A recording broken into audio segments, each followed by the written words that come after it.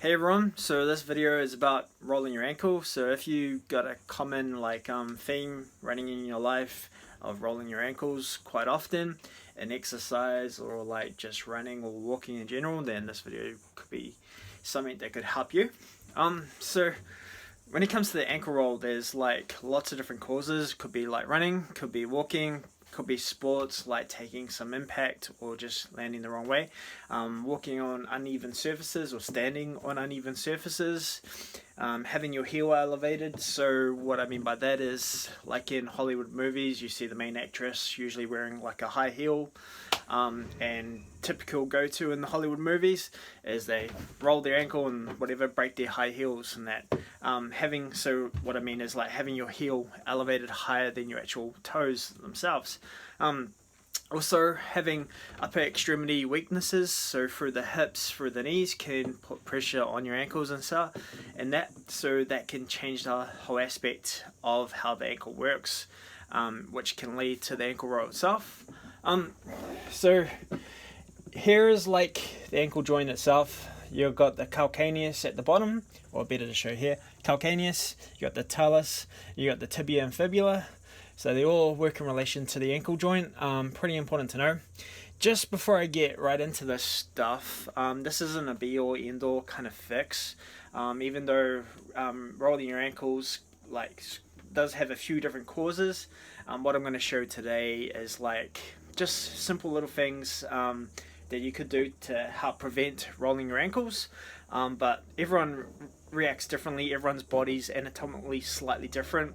You could have other muscles or like certain like bone weaknesses that cause your ankle to roll, but this is just in general what could help get you in the right direction to fixing an ankle roll.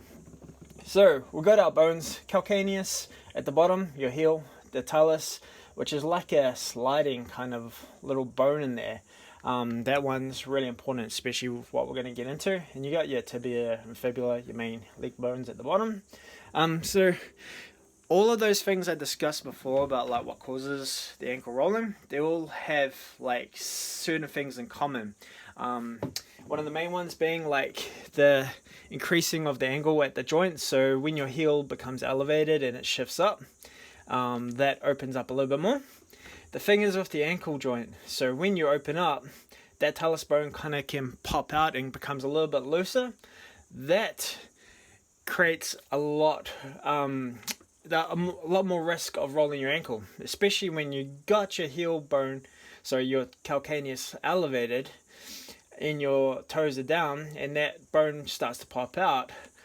Your gastroc and soleus, which is the main calf muscles at the back, they are already quite jacked up from being elevated. Now, I know you'll see some of us trainers like elevate people's heels when it comes to squat. You got to remember that in a squat, you're pretty stationary. You're like just going from down to up. We're in relation to this, and your ankles are elevated. More meaning in the terms of like walking, running, quite active, or just in general at work, rolling your ankle. So yes, in a squat it does help release your calves, but when you're walking and running, when you got your calcaneus elevated, there's pressure on your soleus and gastroc, and then the other muscles that are like the little muscles that are quite important for the inversion and eversion, which is the anterior tib and posterior tib, along with a few others. When your gastroc and soleus get quite tight and overactive, they're going to start to play a big part, and it's called reciprocal inhibition. So another muscle starts to take over.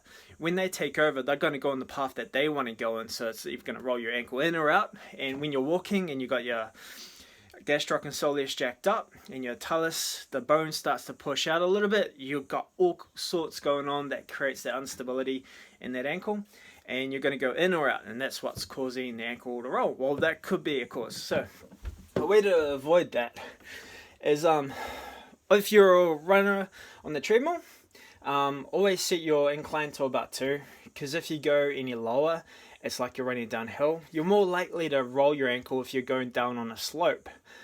Just the changing of that angle is similar to having that calcaneus higher than your toes. Shifting that angle in that joint you're more likely to roll your ankles. That's why running uphill, even though it's stressful on your glutes and hammies and quads, you're less likely to roll going uphill. But going downhill, you're getting that risk higher of rolling that ankle.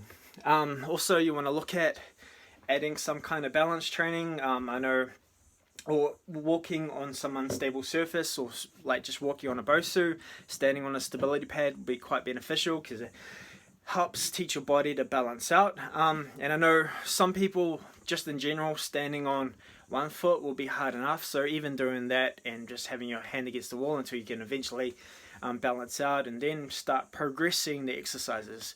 But by all means, regress it to a level where you can do the balance exercise. So if you got really bad stability and you've got bad balance, then probably don't balance on a BOSU until you're quite comfortable standing on both feet. So just regress it down until you can. But adding some form of balance training for these joints is quite important. Making sure you're strengthening the adductors. So if the knees are rolling in or out or whatever, you got to imagine these pressure points when they twist in or out, they also affect down low. So again, those bones are going to twist, the talus is going to move, the calcaneus is going to cave in or out.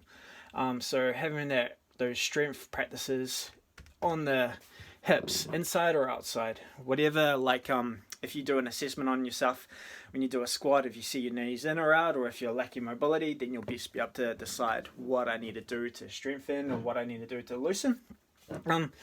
Also good is like releasing those muscles, the gastroc and the soleus. Another one really good, getting under the actual ball of your foot, standing on one of these or a tennis ball and pushing down on pushing down a bit of pressure onto it.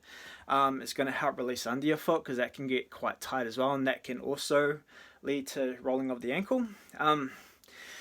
Yeah, so just adding in a little bit of unstable kind of balancing exercise, regress it, progress it, whatever's going to work for you to get the best out of it.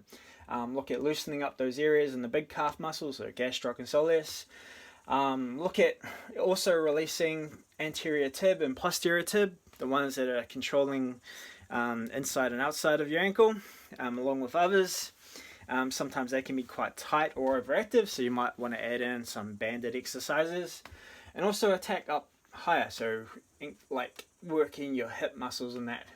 And yeah, just look at the environment in which you're like training in, and so that's why like having like stability kind of training on your ankle, meaning like balance or whatever, is quite good if you're a football player, because sometimes pitches can be quite rough. And also looking at like where I'm running, am I on a slight slant downhill? Is that angle in my whole like ankle joint kind of changed? Is it opening me up? Is it going to push my talus bone out? Is it going to apply pressure to my calves? Because that is going to be a high risk environment for a roll. I'm not saying you're going to, but you're more likely to if that angle changes. And just looking at what kind of shoes you got, or if you're having some kind of high platforms, you're more likely to roll your ankle in there. But yeah, hopefully that was helpful. It's always good to know this because I find the ankle joint quite fascinating. It plays a huge part in the way the whole kinetic chain goes.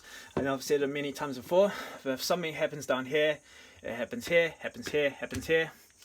Same with vice versa. If something happens here, it can connect, yeah, it affects the whole kinetic chain. But yeah, simple little fixes you can go through. Like I said, not a be all end all. Everyone reacts differently. Everyone is slightly different in the way they function, but these are the basics that you can follow that will reduce the risk of rolling your ankle. Cool.